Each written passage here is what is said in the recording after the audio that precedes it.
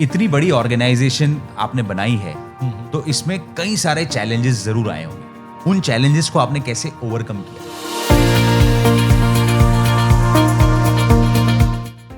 जो सबसे बड़ा नेक्स्ट जो चैलेंज हमारे पास आया वो ऐसा था कि एक यूरोपियन कंपनी की एक हमारे पास डिजाइन आई, जैसे 3 डिजाइन्स थी और छापना था 80,000 मीटर।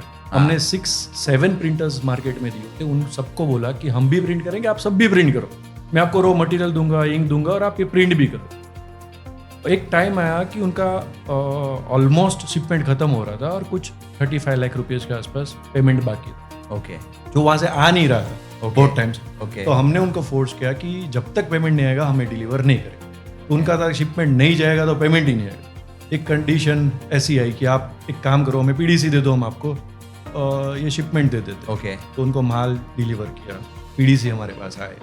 अब वो टाइम ऐसा था कि पेमेंट ऑलमोस्ट रुक गया था, उसके बाद हमारे पास पेमेंट ही नहीं है। वो 35 बाकी थे, उसको मुश्किल से वो हम 24 लाख तक लेके आए थे। उसके बाद 2020 तक वो पेमेंट नहीं आया।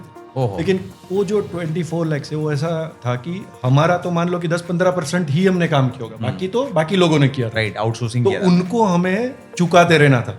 तो एक साल तो ऑलमोस्ट ऐसा था कि जो भी प्रॉफिट कर रहे थे वो सिर्फ उनको पे करना और उसी में हो जा रहा था। घड़ा मन मूंगी थी। यस, एग्जैक्टली, वो वैसी चीज हुई। बट यस, हमारा इंटेंशन क्लियर था कि अगर उन्होंने हमारे ट्रस्ट पे काम किया है तो हमें उनको पेमेंट देना बनता है। ऐसा नहीं कि उस कंडीशन में कि वो जब देगा तब मैं दूंगा। राइट, मेरे पास पेमेंट है तो मुझे उनको देना है।